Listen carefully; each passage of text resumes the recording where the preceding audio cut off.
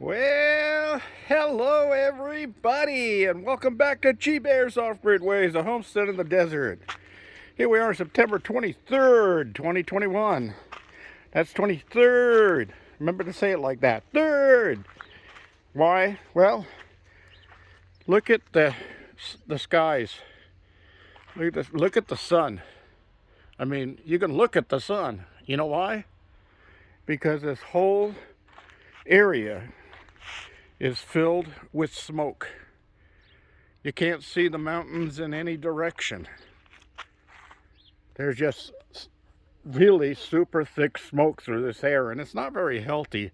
So I've been inside the cabin with the windows all closed, air conditioning running, and just kind of kicking back for the day because of all of this smoke.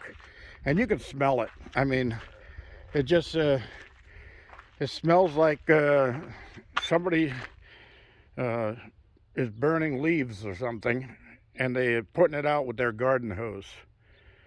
So miserable.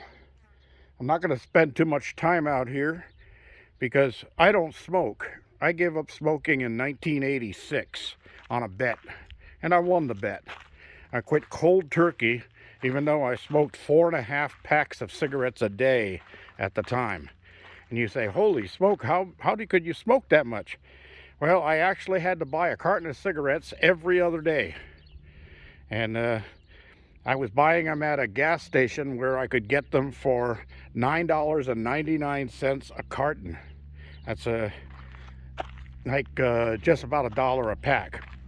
And I said if they ever go over $1 a pack, I was going to quit anyway. But I was approached by a doctor whose house I was working on, who said, you know, if you quit smoking, you'd have this job done in half the time. And I said, yeah, well, that's not going to happen. He says, well, if you quit smoking and got the job done in less time, I just might have to give you an extra $5,000. And I said, deal. And I threw my cigarettes in the dumpster. Took the pack that I had in my pocket, crumbled it, threw it in the dumpster, went to the truck, grabbed the other 5 packs I always kept in the truck for emergency, and threw those in the dumpster. And he just looked at me and laughed. He figured I wasn't ever going to be able to do it, because I got up in the morning, before my feet hit the floor, I lit the first cigarette with my Bic lighter. And then I walked into the shower with that cigarette, rested it on the top rail of the sliding doors, and I could take a hit off of that cigarette every now and then as I was taking a shower in the morning. I'd step out of the shower, and I would throw that cigarette butt down the toilet and flush it, and go into the bedroom and grab another one right out of the pack and light it again with my Bic lighter. And that was the last time my Bic lighter got used for the whole day, because I would just light a cigarette off a cigarette all day long. And if I finished the cigarette and I was going to go inside for a little while, I would light another one and take a few hits off of it and rest it on the ledge of the dumpster so that it wouldn't burn out. And I could go inside for a little while, see what was going on with my crew, and then come back out and my cigarette would still be lit there, so I could just keep on smoking. That was horrible life. So anyway, I did quit. I did get the extra $5,000, and that was worth it to me. So anyway, I've never gone back, never had the urge to go back, never think about going back. As a matter of fact, nowadays, cigarette smoke irritates me. And so does this smoke in the air, and it's making my eyes water right now. Anyway, I came out here a little while ago to throw some eggshells and stuff in the compost. And I said, what the heck is that over there? So I turned and looked, and I was out here earlier this morning watering the garden because it needed water again. And I said, what the heck is that? And for a minute, I thought Tomcat was laying there taking a nap. So I didn't know what the heck I was approaching because it wasn't moving. So I grabbed my handgun and I walked over here and took a look. And sadly, it's a big old jackrabbit. And it looks to me, because he doesn't have any marks on him, looks to me like he was poisoned. And where could he get poisoned from? Well, not on my property. I don't use poisons over here, of course, because I have other animals. But I know that growers put out poison to keep animals away from their crops of MJ, so they probably put some out, and this rabbit got a hold of some, because rabbits love green, and it got poisoned. So I'm gonna grab a shovel in a minute when I'm done with this video, and I'm going to take the rabbit over to the coyote feeder, and I'll put him over there. And if he's not gone in a day or two, I will dig a hole and bury him so he doesn't start stinking, and we'll go from there.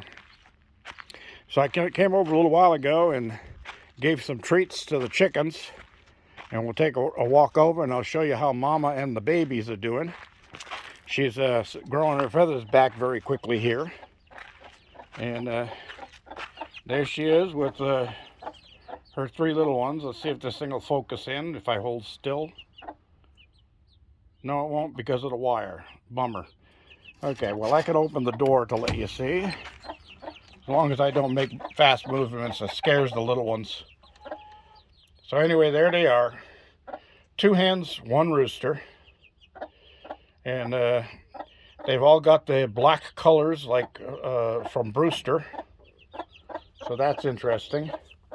And Mama's growing all her feathers back now that she is just eating protein food along with the babies, because that's all they need. And she's very interesting. If I throw treats in there, like I threw some corn in there, cracked corn and stuff, and the babies won't come near it until she goes over and picks up a piece, and she calls to them, and then one of them will come over and take the piece out of her mouth and eat it, and then the others will start eating.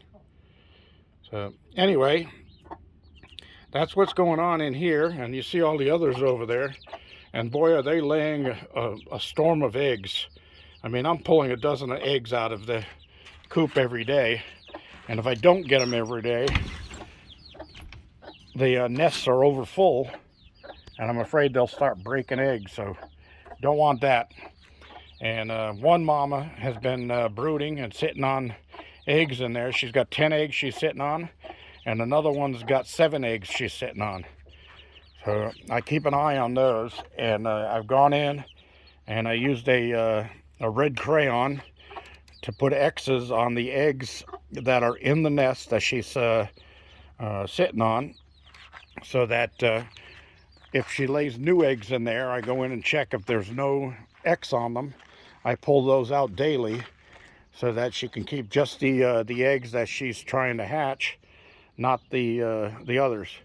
So she'll come out here when it reaches 90 degrees, because the eggs have to maintain 90 degrees or so.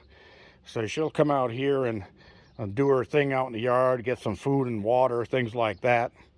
And then she'll go back in. And boy, they've been drinking a lot of water lately. I guess the smoke's getting to them too.